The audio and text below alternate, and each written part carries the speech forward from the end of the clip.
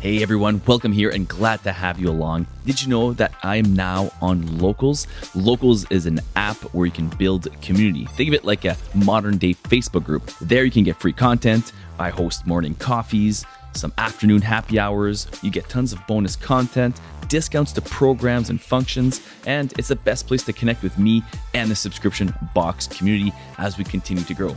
All the videos are free to watch, and all you have to do is sign up on Locals. And the best place to do that is to download the Locals app and search for The Subscription Box Show or Eric Music, or you can go to the actual website, thesubscriptionboxshow.locals.com, and there you'll be able to sign up for free. Hope to see you there, and remember to check out our new YouTube channel, The Subscription Box Show. Cheers, and enjoy the show. Hey, what is up, everyone? Hope you can hear me okay here. Just in the coffee shop setting here. So it could be a little distracting. I don't want to be yelling either.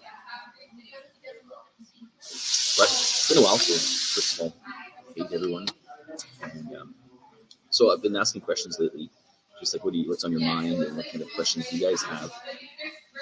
And I've had a few questions. One was regarding Canadian shipping, which I'll address. And then the other one is to do with how to get into local and national magazines, blogs, articles, that sort of stuff. For example, you probably go onto subscription sites where it says something like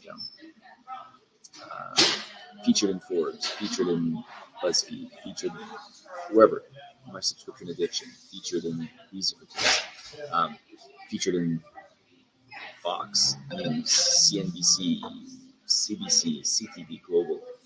Sorry, 1 second here. Put this on silent.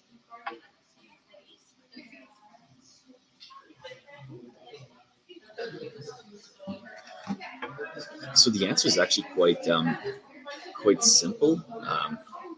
Number one, it's going to be a ton of work. You need to put on your work hat and your work boots and get your lunch pail and go to work. I'd say always start local. So kind of be that expert in your local area. So I'm in Manitoba. We reached out to the closest biggest city, which was Steinbach. Which is where I'm at right now, actually, coffee culture in Steinbach. And I just reached out I went on LinkedIn. There wasn't too much there when it came to Steinbach stuff. It's such a small town. So then I went into just like the websites. I Googled local news reporters and local radio stations in Steinbach, and I reached out to all of them. I think there was maybe like 6 of them. I'd say one got back to me for sure. 2 of them got back. One wanted a ton of money. One wanted to do it for free. Which one the one with that ton of money was a radio ad. And I said, no, not for my subscription box. And then the other one was a local newspaper. And they decided to put an article on the website as well, which gets some traffic and they get a ton of music. The thing is, these people are always looking for stories. They're always looking for something new. It's a ton of work for them to go out and look for new stuff all the time. So when you can come up to them with like a local subscription box idea and what your niche is, you're gonna pique their interest for sure. So I'd say first and foremost, maybe just reach out to your local stuff, tell them who you are briefly. Tips to doing that, very simply, don't make it long. Okay, don't sell your story on the first reach out. Just tell them you're this new hit company that's doing a ton of good stuff, and you'd like to share your story. That's about it. And I'd reach out to them through email. That's usually the preferred way to do it. If you're on LinkedIn, try that as well. But give them just the bare necessities and share links that if they want to see more, that they can do that. So, for example, show your website. If you want more on us, you can check out my website, about us page here, put a link. You can check out our Instagram, put a link, and that's about it. And then put a phone number and an email they can reach you. They're gonna get back to you. If they don't, reach out to them again. Wait a week. Sometimes that week there might have been a heavy news week for them. So start local.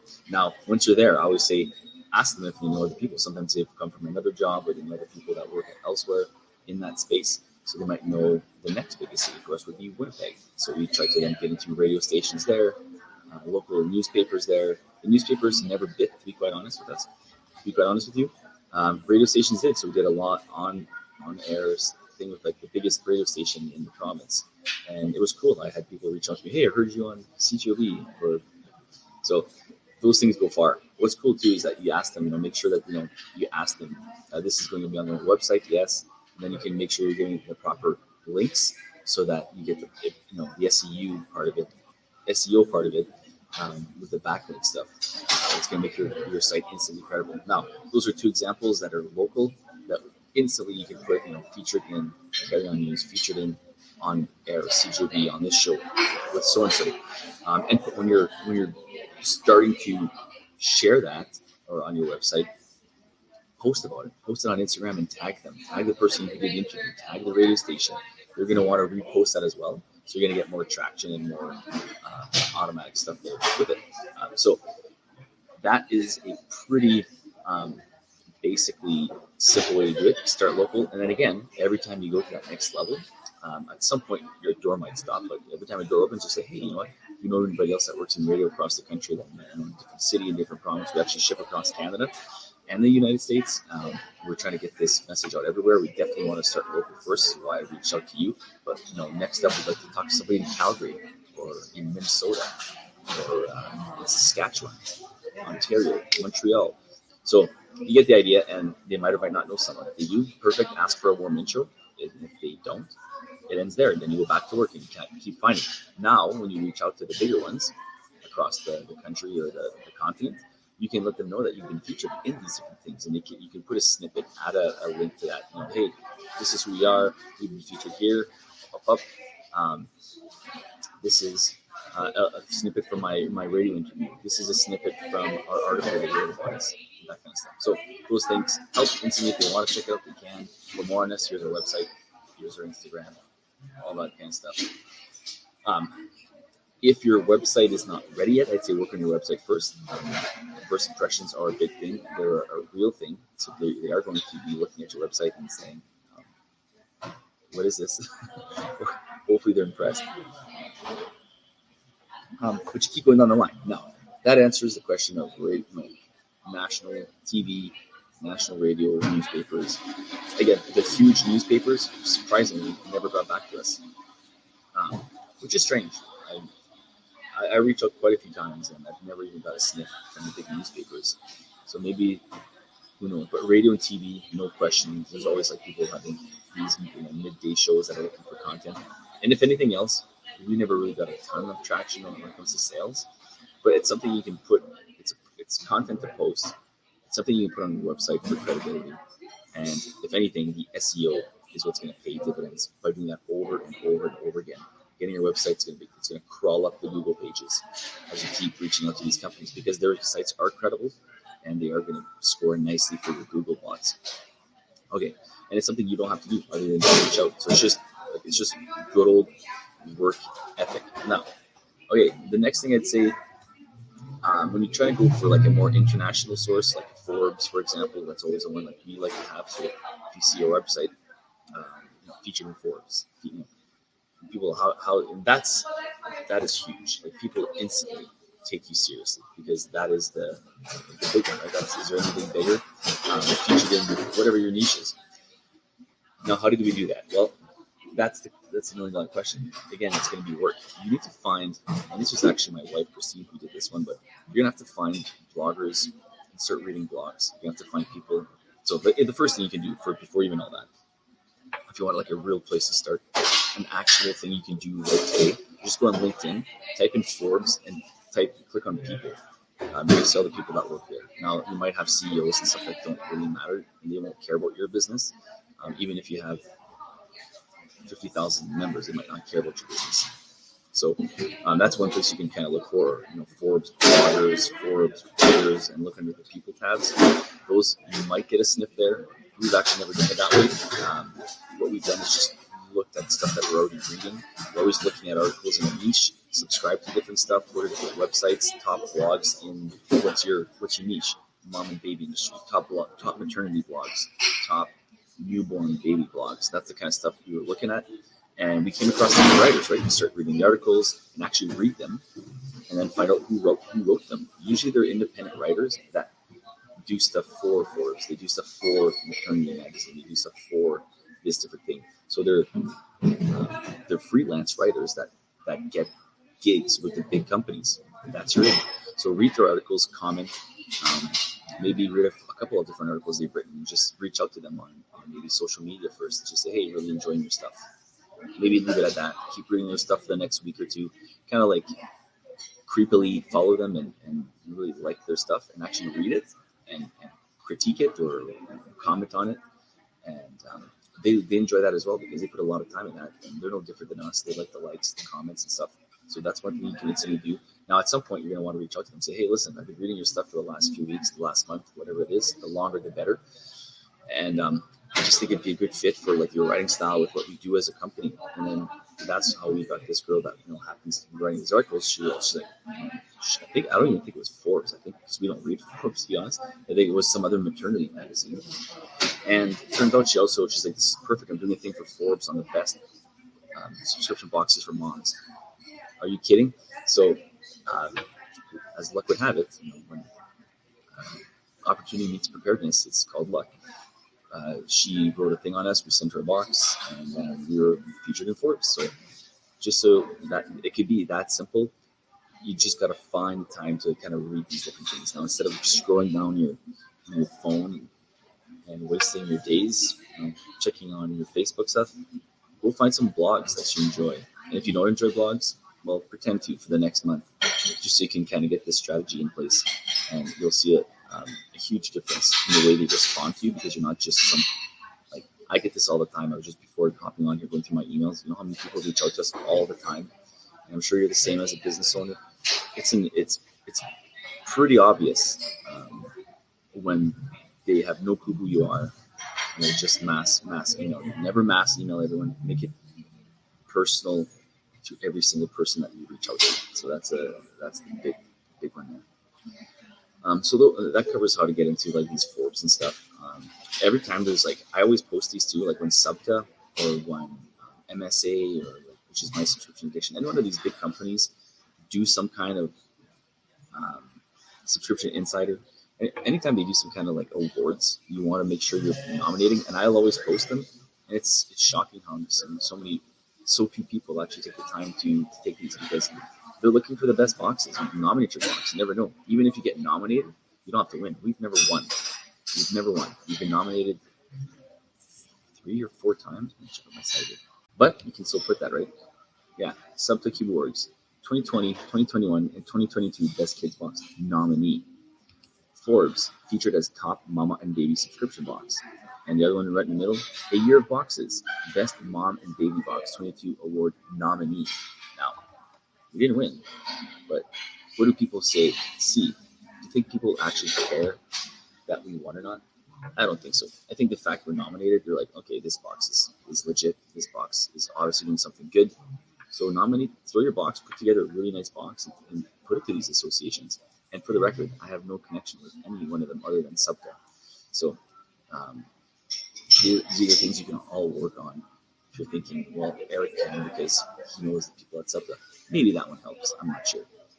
But I like to think because we've been nominated in other things and featured in other things that our box is actually good. Because even if your stuff sucks and you do reach out to that Forbes blogger, if your stuff sucks, you're not going to feature it. So make sure your stuff is good, your website's solid, and keep working on it. If you want more info on that, you can always reach out to me. I'm always willing to help when it comes to the website optimization. And if you're a supporter, CRO is kind of like my specialty. I will help you out with that. So reach out if you're a supporter.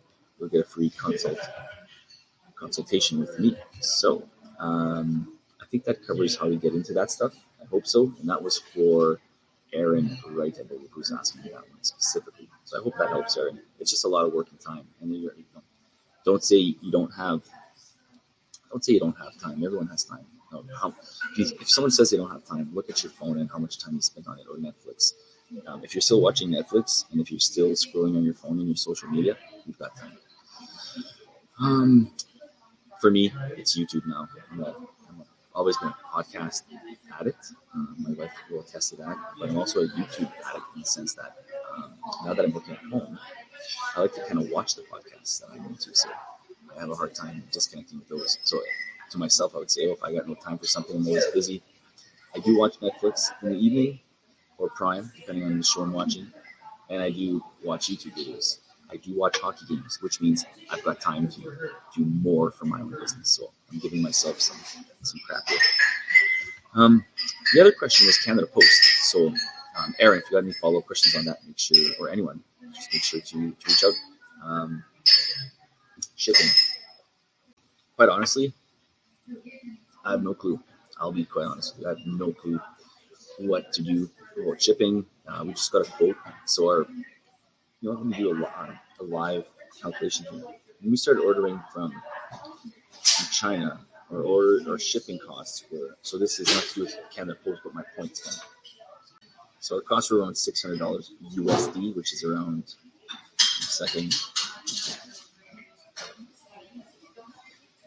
$817. That was about what it would cost to ship some stuff from China to my door. Now, then it went up to around 800. Then it was creeping to the 1,000s, and then wait for it. Then it went to 1,200. I remember. And now we just got quoted $2,300 Canadian. $2,300 Canadian. That's to get my goods here. That's not even before it's going out.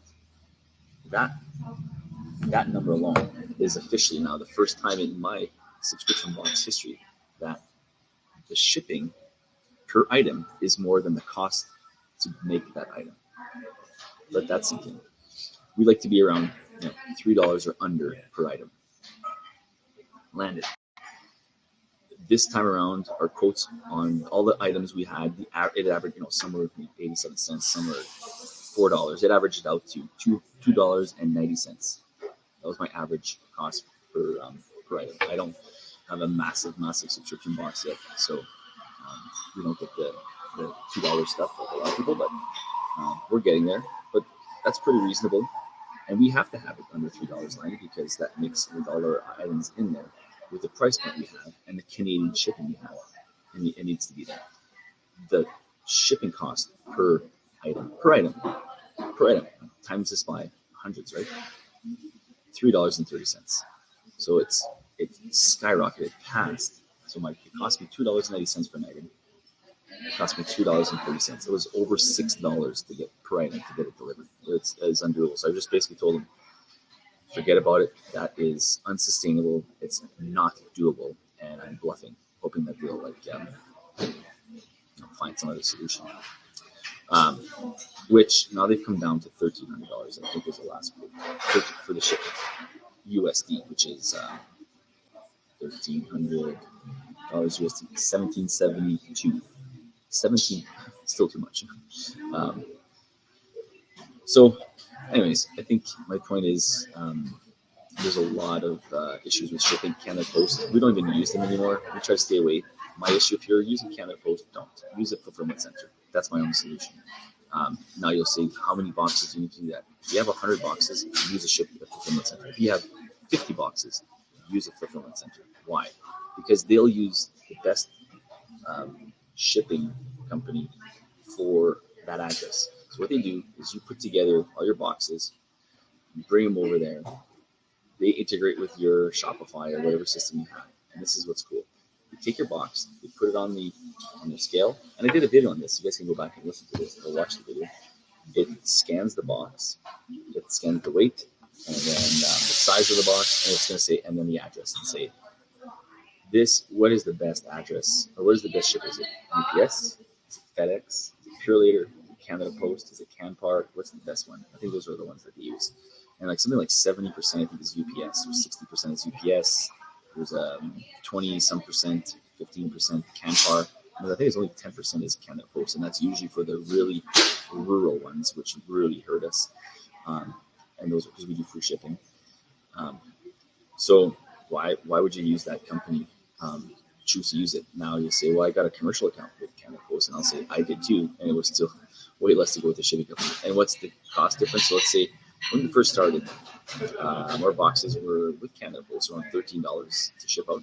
It's a little 8.75 times 5.75 times 3.5. It's a small box, and they're always under 2 pounds, usually around 1 pound.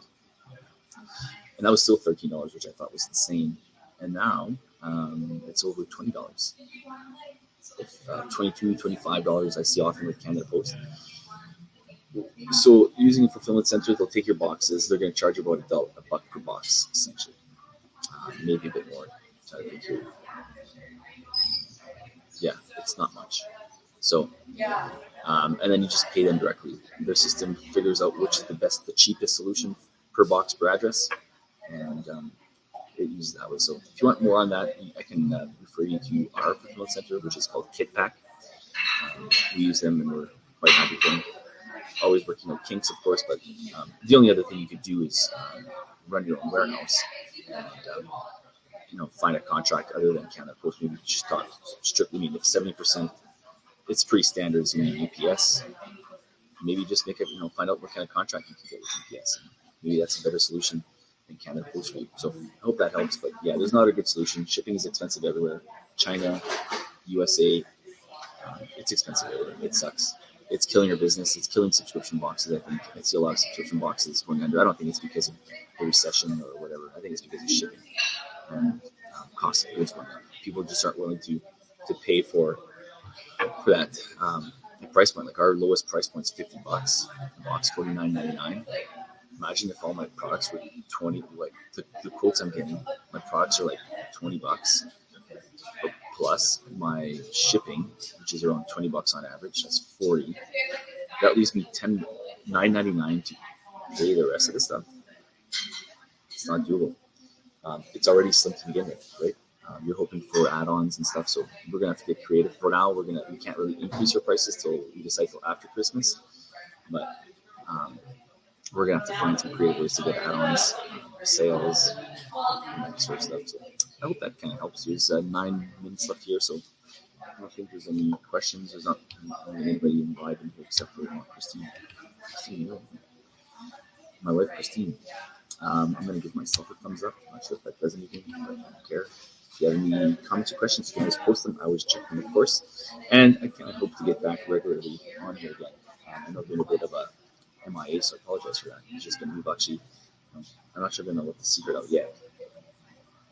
No, I won't. But we've been working on another side project. It's been taking a lot of time, so you can probably see my bags and my aging face. But it's been busy. Not to mention, it's hockey season since basically beginning of August for us. So we're crazy busy with hockey stuff. And I coach 2 teams. I've got 4 boys in it. I'm on a hockey board. And I play myself. So makes for, and I'm a huge fan, so I gotta watch it. I have the Jets games too. So, anyways, seeing as there's no questions, let's do it at that for now, and I will check the comments. Thanks for watching, and please comment and post. And I apologize that I'm a little monotone on this one, but it's because I'm at a cafe. I don't really want to yell and do a Raider voice. It's kind of cheesy. So, all right, this will be turned into an episode as well because I think there's a lot of good stuff here. So next Tuesday's episode will be this. I'm recording this Friday, October 21st. And this will be the Tuesday, October, whatever that is, episode as well. So if you prefer to listen on podcasts, go check it out. Listen again. Make sure to and please make sure to check out the YouTube pages that we have. We put together, we edit. It costs a lot of money to put that together. When it comes to the editor. Just really appreciate everyone that listens or watches to at least, or listens for sure, to at least go, because there's lots of them. We have thousands of listeners. There's only like 63 subscribers, I think, on YouTube. So some of the videos go quote unquote viral for me because I'm getting 200 views, but we need to get that up, or I'm just going to have to let it go. I don't know what to do with that one. So please just go check it out. Subscribe, hit the like button on one video. That's going to help a ton to get that in front of more people who do like subscription boxes. So, anyways, hope that helps, and we'll reconvene on Monday or Tuesday. Have a great weekend.